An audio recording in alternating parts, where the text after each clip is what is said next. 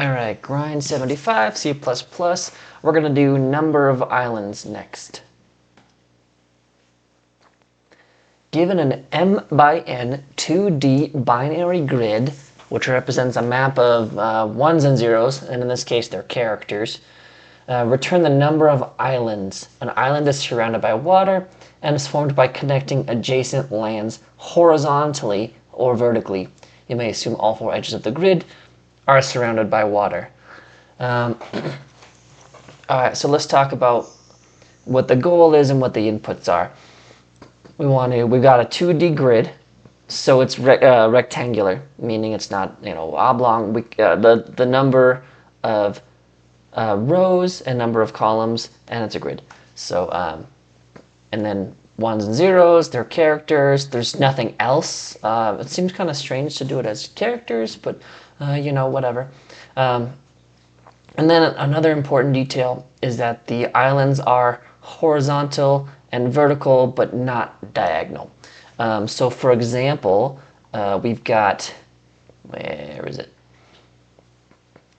This example 2, where the expected output is 3. So we've got this island, or in the top left here, we've got this lone cell there, and we've got those. And they're connected diagonally, but it's still 3 different ones because we're not counting diagonal connections. And it looks like in the input, the ones do go out to the edges, so we are going to have to do some bounds checking and then handling that accordingly. So the reason I'm doing this problem now is I think it's a good introduction to depth-first search and bounds checking and sort of like maybe a get neighbors function. But it also avoids a lot of the issues that C++ has with not having native support for hashing. So normally when you do depth-first search, my first assumption is to use some kind of set of scene positions. So like if we're going through, if we've already done depth-first search on a particular position, we want to have that in our cell already, or somehow mark that. But for this, we're going to be changing the input explicitly instead of dealing with an order of n, set to keep track of that.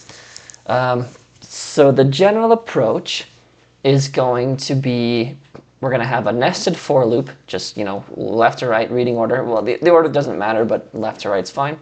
And then from there, every time we encounter a new island, we want to call depth-first search on it. And from there, depth-first search will find all of the neighbors, it'll find all of the ones that are either vertically or horizontally connected, and it'll mark them somehow, so that when we eventually pop back out of our recursive stacks, then we'll know if we've already seen it before, and we're not going to recurse on it again, basically. And every time we find a new island in the outer, the nested for loop, that's when we'll increment our return counter. So basically, it's going to be order of n input, where n is the size of the grid. So it's 1, 2, 3, 4, 5, 1, 2, 3, 4. That's 20. So we're going to say this input size is 20. That makes your output order of n, because it doesn't have to do with the number of islands, because either we recurse on it or we don't. But whatever cell we recurse on, we're only going to do it once, because once we do, we're going to mark it, and then we won't recurse on it a second time. I'm using the word recurse, but recurse is... Depth-first search it generally can be done recursively. It's often like the cleanest, fastest way to write out, particularly in an interview setting. But just again, to keep in mind, anytime you do something that's recursive, you could probably also do it in an iterative method where you have some explicit a stack variable. So in this case, it'd probably be a vector, because that supports pushing and popping things off the end of it in a last in first out order. You could do that and avoid the recursion. I generally wouldn't recommend that in an interview setting, but that would scale better with space complexity, because then you're not dealing with stuff like stack frames on the machine. So let's start with some of our skeleton code. So we're going to need a return value. Looks like an integer. Return. It's going to start as 0 if there's 0 islands. And then eventually we want to return it. So what are we doing here? Well, it's going to be a nested for loop, like I said. So for int I equals 0. Well, I'm gonna do R and C for row and column because I think that's a little easier to keep straight. Don't use X and Y. Use row and column. It's just easier to keep track of. Remember, variable names are basically comments, so use them accordingly. So R is less than grid dot size for rows, and then inner loop. So for int C for column equals 0, C is less than grid the size of one of the rows, so grid 0 dot size. And we're assuming based on the input that that's valid. We're not going to do any input checking for that. All right, so what are we doing here? We want to do a comparison. We don't need to do bounds checking because the loops already handle that, but we're going to need, so if we find a new island, so let's check if we have a new island. If grid row and column equals 1, and use the single quotes, don't use double quotes, because double quotes makes it a string which has a null, like a zero, all the bits are 0, so a null terminator, so that would be 2 characters long. If you use the single quotes, it's a 1 character, which is 1 character long, and that's what we want because that's what's inside. I mean, this example is like a generic writing, but it specifically says characters. What does it say? Binary grid, 1s and 0s, return number. Oh, sorry, it says it right here in the input, so it's characters. So you want to use the single quotes. Okay, so if grid is 1, then we want to increment our counter. Okay, 1. And then what are we going to do? We're going to call depth first search so that we can basically mark all of the elements of this island. So example first island, we'd see that it's 1, and we want to then populate all of these. We want to mark these so that we don't check them again. So I'm going to just call it DFS for depth first search. And what do we need as inputs? We need the position, so I'm going to do that as 2 separate inputs, and then we need the grid. This is passed by reference, so I'm just gonna pass that again, and I'll make that a reference input to avoid the memory bloat. And that's it for our main function. So, oh, not def, DFS. So what is this DFS? Because this is the devilish detail. Let's check it. It's not going to need to return anything because we have this return counter here.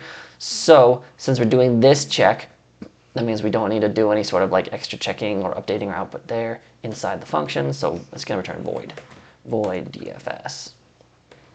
And it's going to take row, an integer row, integer column, and it's going to take this vector of grid. It's going to take it by reference. The ampersand means by reference. So it's okay to pass big old data structures around by reference because it's not going to, it's basically the size of a pointer. Okay, so what are we going to do in here? This is a recursive function, so you're going to need a base case. So what is our base case? First, we're going to do bounds checking. And then if it's either out of bounds or if it's water, then we're not going to do anything. We're going to exit. So whenever you do stuff like DFS or breadth first search, there's a couple places you could do. You could either do the check before making the recursive call, or do it as part of your base case at the beginning of the recursive call to see if it's been called on an illegal position. I think that second form tends to be a little cleaner. It's generally more compact. So particularly in an interview setting where you're trying to be as efficient with your time as possible, I think that usually, and it's actually conceptually kind of cleaner too, because then you're just checking it in one place instead of like 4 times. So let's do that. So if r is less than 0, or c is less than 0, or R is greater than or equal to the size of the grid. So grid size, and that would be the rows. See, the R helps keep track of rows. Or the columns, same deal, greater than or equal to grid 0. So the first row. You could use any row because we're assuming they're all the same, but if it's a constant number, then sometimes the compiler can make little micro optimizations. Doesn't change theoretical complexity though. All right, so that's a balance checking. And last one, or grid row and column does not equal to 1. And I'm using not equal to 1 instead of equals 0. I think that provides a little more flexibility if you want to start using like more than 2 kinds of characters. Maybe you want to mark them with negative numbers somehow, or some other something besides zeros and ones. In this particular problem, we don't need that, but I think this is a little bit more maintainable if you remember that detail. It's just one last thing to change if you update how you're marking things. So what do? We return void. Probably don't need those brackets, but whatever. Okay, so now we've got our balance checking, and we're checking if it's not land. What do? We know that it is a valid cell, so we want to get the neighbors. It is a pretty good approach generally to have like a separate get neighbors function, and actually specifically in interviews, I would kind of recommend just declaring that there is a function called get neighbors. You'd say what it does. Maybe like write out a comment in like a 1-sentence comment in words on what it does, what are the inputs and outputs, and what you think its time complexity would be. I'll just go ahead and do that. It's actually not as necessary, and I wouldn't recommend it for this particular problem, but as an example. So it's going to be probably a vector, and it's going to return a list of 2-item things. So it could be a vector of pairs or a vector of tuples, but just to keep the code homogeneous and not have to remember a bunch of different data types, I'm going to say a vector of vectors and just say the inner vectors are going to have 2 items. Vector int get neighbors. And it's going to take a position. It's going to take these same inputs, basically. So get neighbors of what position? Same inputs. And what it does is it returns a list of row, column, list of row, column pairs that are horizontal and vertical neighbors of the position, row, and column. And it's going to be, since there's only 4 neighbors at most, it's going to be constant time and space, not including the inputs and outputs. Actually, even then, it's still constant time and space. O1, time and space. So that's what it does. I'm going to comment out the rest of these so that the rest of the function will compile and I don't have to like add return values and things and more dummy stuff just to make it not error out. But if you could say, so we would do like for each neighbor in get neighbors and have to unpack that somehow, and then we'd call DFS on the neighbors, and there'd be 4 items each. But I'm going to write it out the long way, which is less elegant, but in this particular case, I think is the correct choice, just because it's simple enough. There's only 4 of them. And we did our balance checking here, so it's still fairly clean down here. So here's how it goes. DFS, row plus 1, column grid. And then I think it's okay to use copy paste.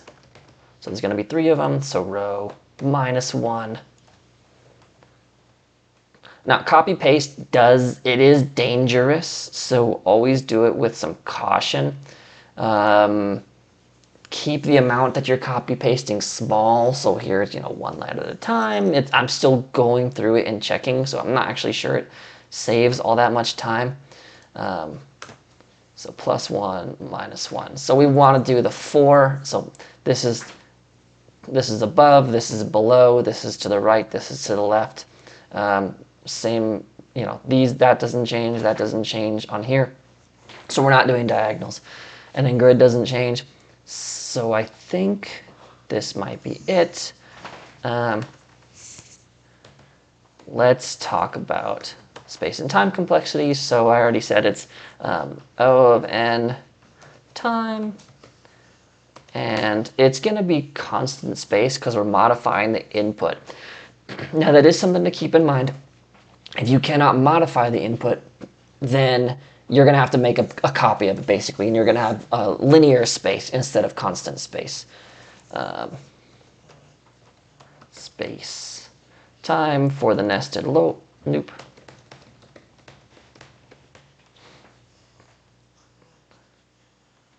For the nested loop, where we, on each position, at most once in total. So it's because we're doing this bounds checking and because we're marking, oh, you know what I didn't do? I didn't mark the current position. So that's kind of the key detail. So let's do that. Grid, row, column equals, change it to water, that's fine. We have this, so as long as it's not a 1, then that's fine. But it'll change it to water. Okay, so that's done. We've got time complexity over 1 space, since we're modifying input, but if that's not allowed, then it would be of n space to make a copy of the input. Or otherwise, because we could use like an unordered set and use something to keep track, some kind of hash-based thing, so that we can check, have we seen this position before, and then mark them as we go and say that that would still be linear space, because we might end up doing 1 entry for every position on the map. But either way, it's linear space to make a copy, or used a hash-based scene variable. And it's correct because we're basically doing flood fill. We're just stepping along, and we're counting on that. It's pretty straightforward, I think. Okay, so let's step through an example. Example 1. All right, so return value is 0. Our input is this. Actually, let me copy that down, and then I can mark it as we go. Can I shrink any of these? No, this is kind of a tall window. All right. So example. All right. Input is this. Return value is 0. All right. For our C, so for first position, if the grid is 1, it is. So then we're going to update our output. And then we're going to DFS on it. So what do? R is 1. Yeah, actually, in hindsight, sorry, I take it back. I was going to say, oh, maybe this isn't needed, but actually it is because we're not doing any checking there. So I take that back. So R is 1, C is 1. None of these are true, but the grid size is 1. Okay, so we're not going to hit that. So we're going to change it to 0. And then what do? We're going to DFS. So row above, that's going to hit these bounds checks, and we're going to return. Row below, that's a 1. So then we're going to do the same thing. We're going to mark that there. And now same deal. Row above. In that case, that's going to get stopped by this because we're recursing back on this position. And then we're going to go back up. So now row below, that's a 1. So then we're going to update there. And then we're still on here. So what do we do next? Column to the right. So that's going to be here. And now, so now we're here. Row above. So that's this 1. Oh man, see if I can remember the order. We've winded quite a ways down. So now we're here. Row above. So 1. So now there's no row above. And then we already came from the row below. So now column to the right. 0. There. All right, so row above, there is none. Row below, that one's a 0. So then column to the right. That's there. All right, row above, there's no row above. Row below, so you're going to change that. And that's all of them, so we're going to have to unwind that crazy stack. All right, so row above, that's a 0, so that's not going to happen. Row below, that's a 0. Column to the right, that's a 0. Column to the left, that's a 0. And so we're going to break and return out there. Similar thing, I think it's hard to keep track, but we definitely wound through in kind of a crazy way. It's not the easiest to step through, even if it's correct. These can be in any order. So we're gonna have to like basically wind our way back. Something like, I'm not gonna lie. For the purpose of unwinding the stack, it's not something I can do. Not well, but they can be in any order. It doesn't matter because we are marking them as we go. But either way, we did change them all and we only incremented it once. Okay, how are we on time? No idea, don't have a timer up. So let's try this second example. I'll try and speed through it. All right. Start our counter at 0. Oh, I probably should have mentioned, so once we break out of all that, first DFS was with 0. Yeah, basically every time this would never be true. So then we would just kind of finish stepping through the rest of the loop, checking, and then we'd return. All right, so example 2. Same deal, so okay, this one first. And then, so row above, there's no row above, so we don't hit that. And the row below, there. So now we're here. Row above, there is no, well, that's a 0. So then row below, that's also a 0. Column to the right, that's a 1. So we're going to change it, and now we're here.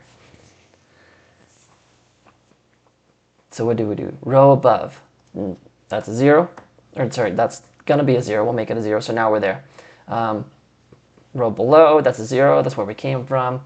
Column to the right, that's a 0. Column to the left, that's a 0. So now we need to unwind. So we're here, and then we return to here. And then we're going to have to make calls on its neighbors again, the remaining neighbors. And then none of those are going to be true.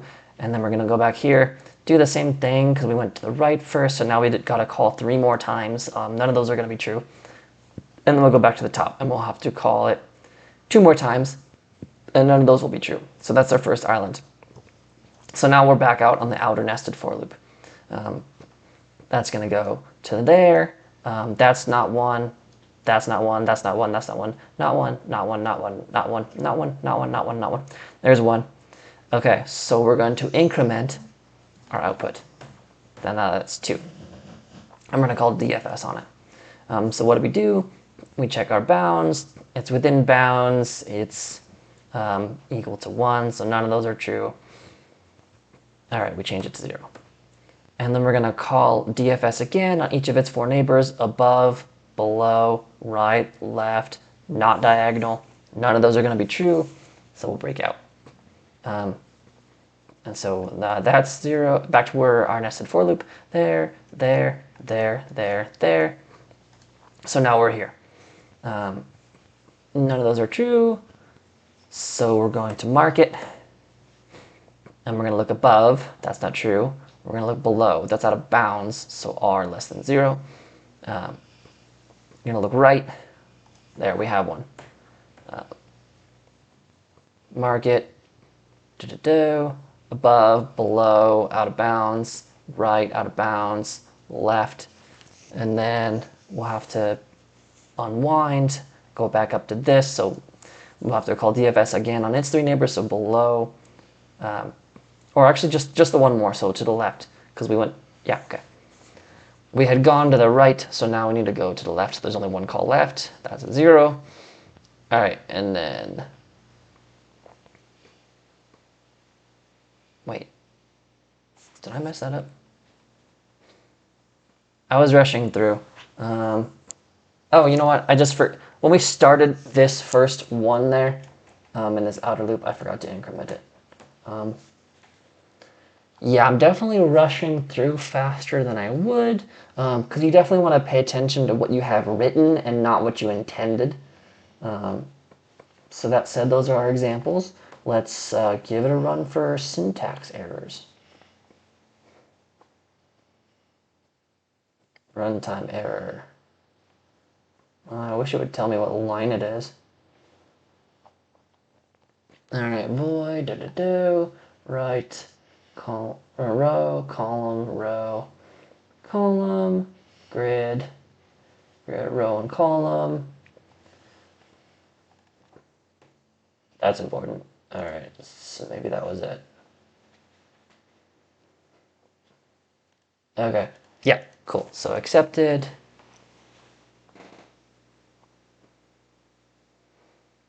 Boom. Cool. Mark it off, number of islands, and we're done. Thanks, guys.